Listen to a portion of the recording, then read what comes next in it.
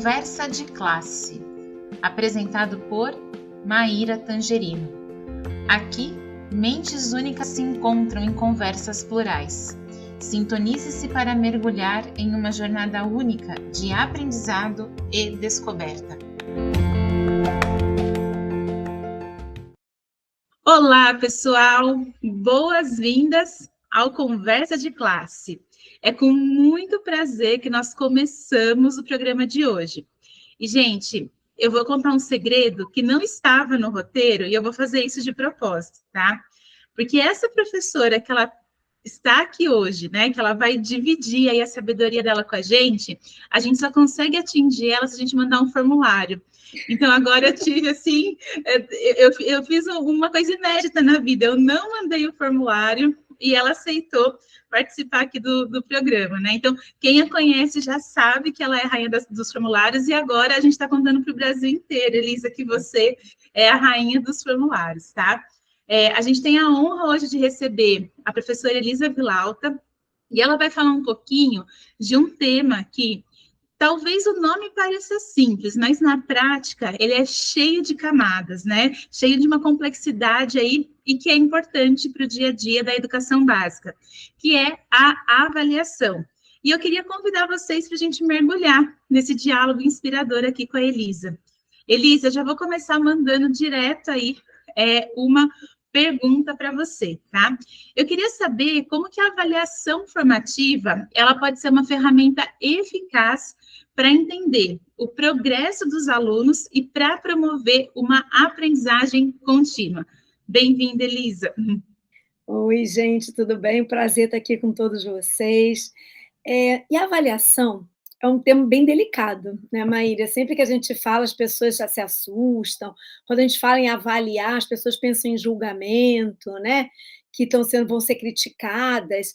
E não vem a avaliação como uma forma de crescer, uma oportunidade de melhoria, sabe? Então, eu acho que a avaliação, como um todo, ela precisa gerar consequências. Ela precisa trazer um replanejamento, uma visão diferente do aluno, e a gente está muito acostumado a fazer aquela avaliação lá no final do período, né? Semana de prova, semana de provas bimestrais, né? Final do ano, prova de recuperação. Então, a gente está muito acostumado a ver a avaliação como um final de processo. E a avaliação formativa, ela é uma avaliação que vai coletar evidências durante o processo. E por que ela é muito interessante de ser realizada? Porque ela pode ser feita de diversas maneiras. A gente fala muito, né, que a gente precisa trazer ferramentas diferentes para o aluno, que os alunos não aprendem da mesma forma, que a gente precisa trazer metodologias diferenciadas, mas a gente não pensa numa avaliação diferenciada. A gente pensa naquela prova, 10 questões, múltipla escolha ou questão aberta. A gente não pensa que a avaliação ela pode acontecer também de várias formas e que o aluno ele pode também demonstrar que está aprendendo de diversas formas. E a avaliação formativa vai justamente dar essa oportunidade. Que o aluno demonstre o que ele está aprendendo da forma que ele mais se sente confortável. Então, a gente dá oportunidade para aquele aluno que fala melhor, mas não escreve tão bem, não é aquele aluno que consegue performar de uma forma que você fica, nossa, desenha que é uma coisa, mas na hora de repente, fazer um cálculo matemático, ele não vai tão bem assim. A gente dá oportunidade para os alunos mostrarem os seus talentos e a gente consegue acompanhar essa aprendizagem de uma forma mais efetiva. Quando a gente deixa para avaliar lá no final do processo, se o aluno não for bem, e aí? A gente volta tudo? Né? E quando a gente vai acompanhando com avaliações diferenciadas, com observações, com trabalhos em grupo, com apresentações, a gente consegue ir coletando. Se vê que alguma coisa está dando errado, a gente pode mudar a rota imediatamente. Eu não preciso chegar lá no final do bimestre para ver que não funcionou, e aí eu vou voltar tudinho, que é impossível a gente fazer isso, voltar tudinho para ensinar tudo de novo. Então, a formativa é isso, ela dá oportunidade da gente coletar evidências, coletar aprendizagem do aluno de diferentes formas durante o percurso, proporcionando mudanças de rota mais fáceis, né, menos dolorosas, tanto para o professor quanto para o aluno. Elisa, que resposta bonita, né? E você traz de uma leveza, né? Essa complexidade que tem por trás da avaliação. E eu acho muito interessante, né, que você vai colocando as camadas para a gente entender a integralidade do sujeito, né? O sujeito, ele não pode ser uma prova de 10 questões, né? Um sujeito é muito mais do que isso. E eu fiquei pensando aqui que isso tem muito a ver, né, com a pergunta seguinte. Quando a gente pensa nos sujeitos que nós estamos avaliando hoje, né, nas pessoas que estão sendo formadas na educação básica, a gente não pode tirar de campo a questão da tecnologia, porque a gente vive aí numa era digital, né? O que eu gostaria que você falasse um pouquinho para a gente, né? Como que a tecnologia ela pode ser incorporada de forma inovadora no processo da avaliação e como que ela pode proporcionar uma visão mais abrangente do desempenho dos estudantes? Tecnologia é minha queridinha, né? Minha especialização é em tecnologia. Então, e a gente não pode ignorar, como você falou, que esses alunos hoje parece que já nascem com o celular na mão, né, que eles usam para tudo, e muitas vezes o professor pensa que eles sabem mais do que ele, então se sente super inseguro de utilizar tecnologias. Não, porque o aluno já nasceu, ele é como falam, né, nativo digital. A gente tem outras concepções sobre isso, né, sobre nativos digitais, é um pouquinho diferente, mas, enfim, o professor fica inseguro de utilizar tecnologias em sala de aula, achando que o aluno sabe mais do que ele. Mas, pela experiência, pede para um aluno digitar um texto no Word, né, para ele fazer uma planilha no Excel. Ele não consegue, ele sabe aquele mundinho, aquela bolha dele, né? Ele usa o Instagram, ele usa o TikTok, o Facebook já era há muito tempo, né? Mas é o YouTube, enfim, ele tem aquelas ferramentas mais usuais. E o professor ele pode lançar a mão da tecnologia de uma forma super inovadora para avaliar os alunos, né? Porque a tecnologia dá a oportunidade de personalizar a aprendizagem. Então, quando eu consigo perceber, dentro dessa avaliação formativa, como a gente estava falando, né, que eu tenho um aluno que não conseguiu alcançar algum objetivo, eu consigo, com a tecnologia, trazer atividades só para aquele aluno. Né? A gente fala aí de salas de aulas virtuais, né, de repositórios de materiais, e a gente consegue fazer isso, né, trazer para aquele aluno uma atividade específica para o que ele precisa. E uma avaliação, como eu falei, inovadora, que você traz a tecnologia, você traz um percurso em que ele vai ter que fazer várias tarefas, né, utilizando a tecnologia, é muito mais interessante do que uma prova com 10 questões. Né? Você pode estar avaliando os mesmos objetivos, né, pensando nas mesmas habilidades, só que fazendo de uma forma diferente. E mais, você consegue fazer isso à distância. Você não precisa estar ali junto do aluno.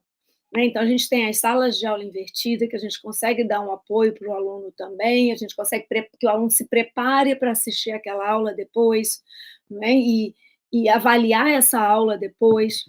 A gente consegue os formulários, olha que eu adoro, né? Os formulários que a gente consegue utilizar de uma forma eficiente, e não só com perguntas, a gente insere vídeo, a gente insere questões, a gente insere imagens, e eles conseguem ir trabalhando aquele formulário de uma forma muito rica, e não somente as 10 questões. Sabe, eu bato muito nisso, porque sempre que a gente fala em avaliação, o professor pensa em prova, pensa numa prova, pensa no final do percurso. Né? Então, eu vejo a tecnologia com grandes possibilidades. E usar o que ele tem na mão, né? Porque se a gente não usar a tecnologia ao nosso favor na sala de aula, ele vai usar o celular para pesquisar na rede social. Se você não estiver ali engajando e trazendo, e está trabalhando, dando uma aula interativa, e de repente, fulano, pesquisa aí no seu celular o significado de tal coisa, né? Fulano, responde essa pergunta aqui, coloca no chat GPT e vê o que ele vai responder, né? E vamos trabalhar juntos. Então, a tecnologia ela dá pano para a manga. Então, o professor ele não pode ter medo de usar, nessa tecnologia, o receio, achando que o aluno sabe mais do que ele. Não, gente, precisa se planejar. E usar sempre com intencionalidade pedagógica. A gente fala muito isso, né? Eu não vou levar um jogo só pelo jogo, eu não vou levar uma brincadeira só pela brincadeira. Porque muitas vezes o aluno chega em casa e a mãe pergunta: e aí, o que você viu hoje? Ah, eu joguei. Ele não viu sentido naquilo. Então, quando o professor traz, mostra o objetivo, por que ele está fazendo aquilo, qual é a intenção, no final ele avalia aquela experiência junto com os alunos, com os estudantes, ele consegue avançar, né, com os alunos, e não vai ser só aquilo de automático, de jogar, de se divertir, diversão pela diversão. E a avaliação, ela pode entrar em tudo isso. Quando o aluno está trabalhando em grupo e está usando alguma ferramenta tecnológica e o professor está observando, ele está coletando evidências. E a gente também dá oportunidade para esse aluno que é bom na tecnologia aparecer, né? Que de repente a letra dele escrevendo é horrorosa, né? Mas quando ele escreve e pega uma ferramenta de escrita, ele escreve um texto coerente. Então a gente dá oportunidade também para os alunos demonstrarem aprendizagem de outras formas. Elisa, olha que frase impactante, né? A gente dá a oportunidade do aluno demonstrar a aprendizagem. Gente, grifa, né? Se Elisa fosse um texto, a gente já podia grifar essa frase e poder usar isso para a vida, né? E estou até comentando isso porque muitas vezes a avaliação, se ela é vista dentro dessa caixinha, né? A gente está usando o exemplo das 10 perguntas aqui, de uma forma a dizer, né, dessa avaliação mais tradicional, né? A avaliação tradicional, eu acho que ela acaba sendo um desafio quando a gente fala de inclusão, né? Como que a gente pode garantir que as práticas avaliativas, elas sejam sensíveis à diversidade e, de fato, promovam aí a inclusão de todas as pessoas envolvidas no processo de aprendizagem? Esse é outro desafio, né, Maíra? Inclusão, porque a gente escuta falar muito, né? Muitas vezes os professores precisam incluir alunos na sua sala, mas não sabem como, né? Nós temos algumas secretarias que têm auxiliares de sala, de apoio a alunos surdos, alunos cegos, de baixa visão, né? Alunos com mobilidade limitada, nós temos, mas não é a realidade de todas as redes, né? Então, se na sala de aula é um desafio, imagina na avaliação, né, você conseguir, porque é isso, a avaliação é uma oportunidade de melhoria, mas ao mesmo tempo também você está medindo, você quer uma resposta, você quer ver o teu trabalho. Falo que muitas vezes a avaliação também é uma ferramenta para o professor, aliás, todas as vezes, né, a avaliação é para o professor, você está avaliando as suas práticas também, quando você avalia o seu aluno. Então, a inclusão é complicada. O professor se sente também, como eu falei, inseguro, não sei como fazer, né? Hoje a gente vê cada vez mais alunos chegando, né, nas salas de aula com baixa visão, com surdez, e em salas comuns, e como o professor pode trabalhar com isso, né? A avaliação, como eu falei, ela consegue, se você faz uma avaliação formativa e você está coletando evidências o tempo todo, você também dá oportunidade para esses alunos serem incluídos, porque eles também vão ter oportunidade de demonstrar a aprendizagem deles da forma deles. Então, é um desafio você preparar uma avaliação para uma pessoa que não enxerga? Ou de baixa visão? Principalmente se você não tem um auxiliar em sala. Então, você vai precisar de uma pessoa ledora, ou o próprio professor vai ser o ledor, não é? Na sala de aula, ou eu acho que hoje Libras seria essencial em todo o currículo, né, para incluir essas pessoas também. Eu, às vezes, me sinto até incômoda por não conseguir falar, né? Eu dou formação, então, às vezes, eu preciso de uma intérprete de Libras o tempo todo, né, porque eu não consigo. E eu me sinto limitada também, né, porque a gente deveria saber, porque é uma forma de incluir também as pessoas, né?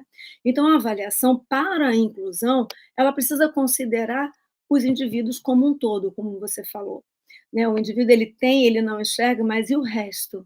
Ele tem muito para contribuir na sala de aula. Quando a gente trabalha com grupos, principalmente grupos heterogêneos, e cada um tem uma função dentro daquele grupo, a gente consegue incluir as pessoas. Como a gente faz, por exemplo, com alunos que não leem. Né? Eu tenho alunos, antigamente as pessoas falam, é porque agora estão chegando alunos nos anos finais sem ler. Nós sempre recebemos alunos nos anos finais sem ler. Claro que hoje a quantidade é maior pela pandemia, né? Nós temos uma quantidade maior, mas esse aluno, por não saber ler, ele vai ficar isolado? Não, eu vou colocar ele num grupo heterogêneo, ele vai ter a sua função dentro do grupo, ele não consegue ler, ele não consegue escrever, mas ele sabe apresentar, ele tem uma oralidade desenvolvida. Né? E a mesma coisa quando a gente trabalha com inclusão. A gente precisa valorizar o que as pessoas têm, sabe? As pessoas têm uma limitação e o resto, não é? A pessoa tem muito para contribuir. E é um desafio. O professor ele precisa sempre pensar quem são os alunos que eu tenho na minha sala de aula, quem são os estudantes que eu tenho na sala de aula. E os professores sabem, eles conhecem esses alunos. Como é que eu posso trazer uma avaliação que eu consiga incluir todo mundo? Né? Como é que eu consigo trazer um trabalho, porque não precisa ser uma avaliação final, a gente está falando de avaliação formativa, então como é que eu posso fazer uma ação na minha sala de aula que eu vou conseguir coletar evidências, inclusive desses alunos de inclusão? Então a gente precisa trazer e realmente ter uma sala inclusiva, uma sala de aula inclusiva, porque a gente não tem. É um grande desafio para o professor. Isso, eu sei porque eu trabalho com muitos professores e eu vejo isso, né? Eles se sentem muito limitados também nessa parte de como fazer, né? Eu não aprendi isso, mas a gente também não aprendeu tanta coisa, né, Maíra? A gente correu um pouquinho atrás, então a gente também precisa correr atrás disso.